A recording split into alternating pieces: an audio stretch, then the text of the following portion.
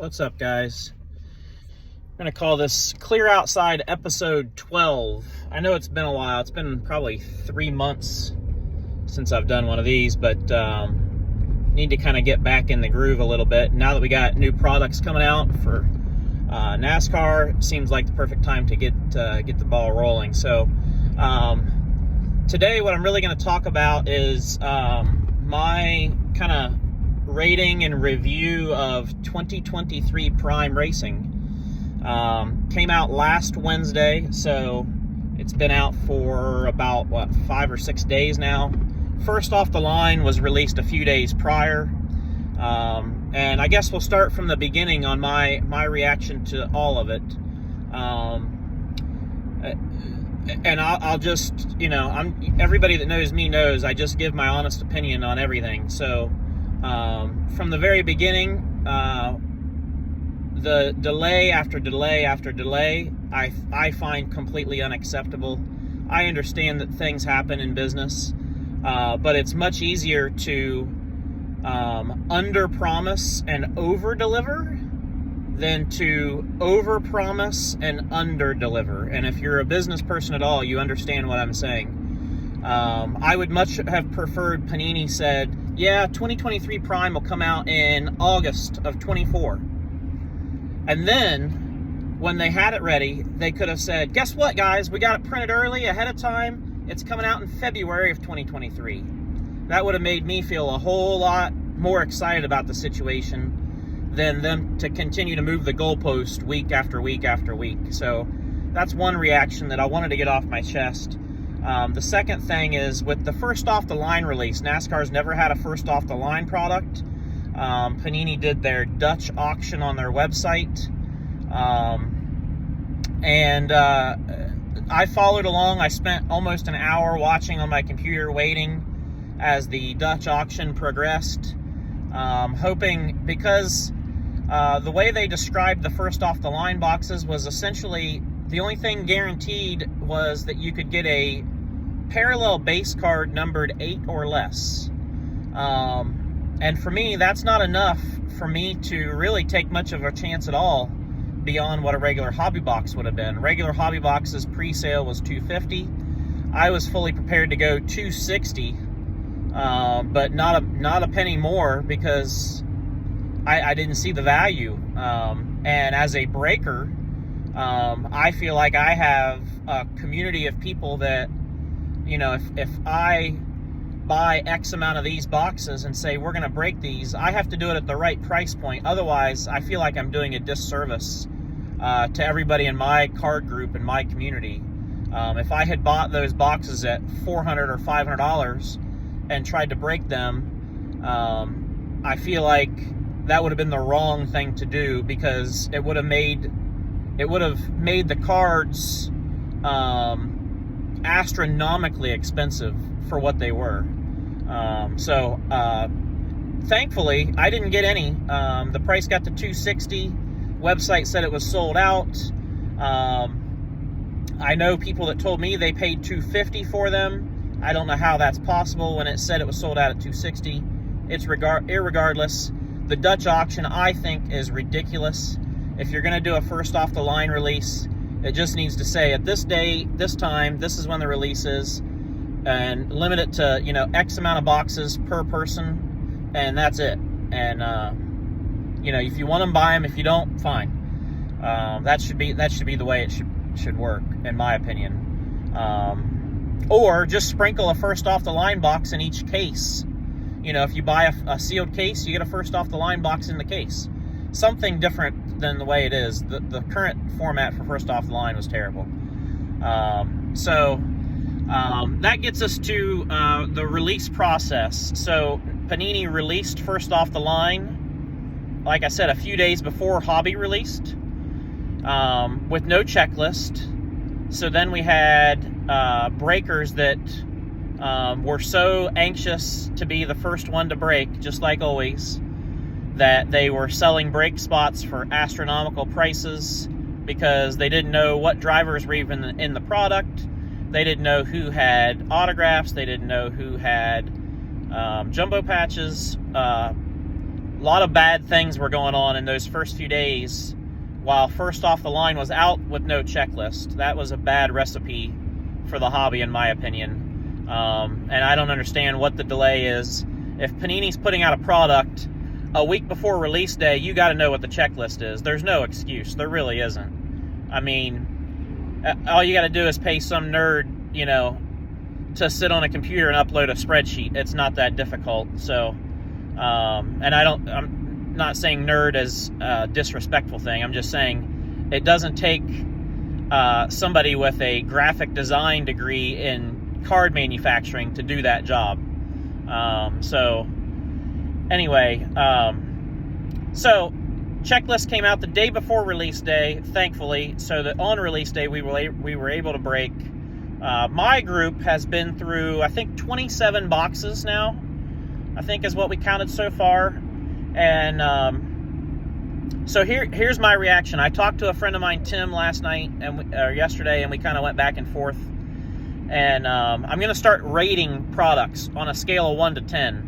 Starting with 2023 Prime, I'm going to start giving them a rating, a grade. If you know Barstool and Dave Portnoy, you know he does his one bite, everybody knows the rules. Well, we're going to do that with racing products going forward. So the rating is going to be at the end of the video. But so my reaction to Prime is, if you were around for 2018 and 2019 Prime, and that was your expectation, I think you're going to have to lower your expectations a bit. And the reason I say that is for a few different reasons. One, let's use 2018 as our reference point. 2018 Prime, it was advertised as 7 cards per box. Typically, you got 8 cards. I think basically they just didn't count the base card as a hit. So typically, you got 8 cards. I opened many boxes of 2018 Prime that had 9 cards. So every box I've opened to this point in 23 Prime has been 7 cards, period. Nothing more. I do not like the fact that they included Donruss cards in Prime. Prime, to me, is a premium product. I understand it's a mid-tier or mid-premium because it's actually classified below National Treasures. But as a lot of NASCAR collectors know, Prime is honestly kind of revered as maybe a better product than National Treasures in a lot of people's eyes. So for them to include Donruss cards at all in a premium product for us, I feel is a little bit of a slap in the face. However, stay with me. However, as I just said, we were used to getting roughly 8 cards per box in the older Prime products.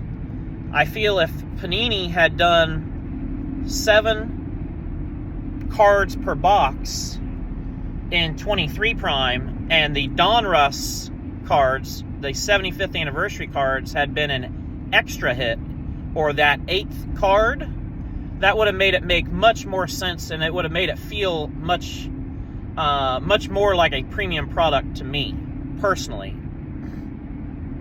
It would have felt like, oh, Panini's doing something really special for the 75th anniversary, and this is an extra thing that we're going to see in all the products. And they could have done that with Donruss, Prime, Chronicles, and when you see them, you just know it's an extra hit. So missed opportunity there. I don't like the fact that it's a hit. It's included in it. Number 2, a lot of the top drivers in the product are redemptions, and that's simply unacceptable at this juncture. Whether Panini has to send somebody to go meet with these guys individually, or whether they have to tell these guys, look, you don't get paid unless you sign the cards. If you don't sign the cards, you don't get included in the product. Your fans are going to know about it. We're going to tell the fans that you're the one dragging your feet, not us. There has to be accountability between Panini and the athletes, and that goes across all sports. But with the current situation with Panini and their business, and a lot of unknowns, it makes a lot of fans and collectors very uneasy to to want to get redemptions that traditionally take sometimes a year or more to get to begin with. And I've heard it from a lot of collectors. People have said, we don't even know if we'll ever get the redemption. What if Panini goes bankrupt? How do we know? So, when you got your champion Ryan Blaney as a redemption, when you got Kyle Larson as a redemption, you got so many of the top, Ross Chastain and Daniel Suarez, I could go on. You got so many of the top drivers that don't have autographs in the product. It's unacceptable in my opinion. Now, let's get to the good, and then we'll try to wrap this up. So the good, for me, the designs. The designs are wonderful. Honestly, I think they absolutely killed it on the design. I love that they updated the photos. I think basically every driver has new photos, which was long overdue. I like the coloring. I like the designs. Black border cards are absolutely atrocious if you're somebody that likes to grade cards. If you like pristine and perfect, Panini is a little ways off from that because it's a dark border card. So you're going to see a lot of flaws. I don't necessarily call them, beat up, because it's not like it's the same thing I'm seeing consistently in all the cards, which tells me it's a printing and surface issue with the black border, more so than anything. But as far as the designs, they're wonderful. I like a lot of the new subsets that they've done. Really nicely done, well put together. I think they've put some serious thought into how they were going to actually make the cards. I see some really new and innovative patches and relics that we've not really seen before, per se, or at least not the same way, so I like that. I do find it unique that there's some laundry tags that are unnumbered. I have mixed emotions on that, but I like that they're trying new things, so kudos to them for trying. And like I said, overall, the design is wonderful. It really is. The cards look nice. I like that they have sort of reduced the thickness of the cards in most cases. I can tell you the thickest top loader and thickest mag one-touch that I've had to use in 27 boxes has been a 168 point top load and 150 point magnetic one-touch. So nothing in the 180 point range or higher, which I do like, because you get into those thicker cards, those top loaders are much more expensive, and the mags are more expensive. Everything's more expensive. We know how that works. So I do like that they kept things, a little bit more on the thin side. I don't hate that one bit. And the other thing that I like and dislike is I like the mix of drivers to a point. I especially like that they've added a lot of jumbo patches of drivers that we've not seen before. Especially a lot of the young drivers. We pulled a Jesse Little USA flag patch just the other night, and really cool card to pull. And Jesse Little was kind enough to comment on Twitter on the post and inform us that he only gave Panini one fire suit. So that USA flag patch is obviously a 101 card, but that's probably the truest 101 that you'll get, because there's not another USA flag patch that's going to be made, because he only gave him one fire suit. So, in that sense, I think we've seen some really cool stuff, and from some guys that we haven't seen a lot of. The only other thing that I'll touch on, two things, I guess, quickly, is one, there's certain drivers, if you're in the round of 16 in the playoffs, you should be in the product. You should have jumbo patches. You should have autographs. You should have relics. You should have base cards. The guys in the round of 16, if Panini pays any attention whatsoever, year over year, the guys that are in the round of the 16 are going to be basically your 16 most desirable drivers the following year. And for a collector like me who collects Christopher Bell has base cards and I think one relic set. No autographs, no prime patches, nothing. Very disappointing. And I see another issue coming down the road that we'll touch on at a later date when it comes to him. But I see Panini starting to lean towards young drivers, just like they do in football and other sports. A new product comes out, and it's very heavy on the young athletes. You know, to find veterans, it's going to become more and more difficult, I think, as we continue and progress. And so I think as a collector hobby and a collector community, we're going to have to start placing a premium on some of the veteran retired drivers who aren't showing up in products anymore. You know, I can tell you for sure, I can go out and buy Mark Martin or Dale Jarrett or Bill Elliott or Darrell Waltrip or Bobby Allison autographs for $10 to $15 all day long. And at some point, we're going to have to start placing a little bit of a higher premium on those guys, those previous champions, those Hall of Famers, because they're not going to continue to show up in products like we were used to. You're going to start getting more of the Daniel Dyes and Matt Mills and Myatt Snyders and Colby Howards and Zachary Tinkles of the world. Because that's what they do in all sports, right? The new year, they put new rookies in and they load it with young drivers. So we're going to continue to see more and more of that, I think. So, you know, my takeaway overall, Prime for the price at $250 is a little bit overpriced.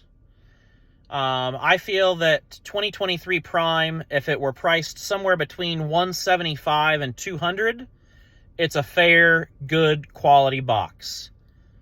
Over $200, we're really stretching it. Now, as I explained at the beginning of the video, there were some things they could have done that might have made it worth $250 or more, but I do feel like it's a slightly overpriced product at this point in time at $250 a box currently on the market. So with that being said, with the way the boxes are configured and everything, I still feel like, honestly, breaking is your best opportunity.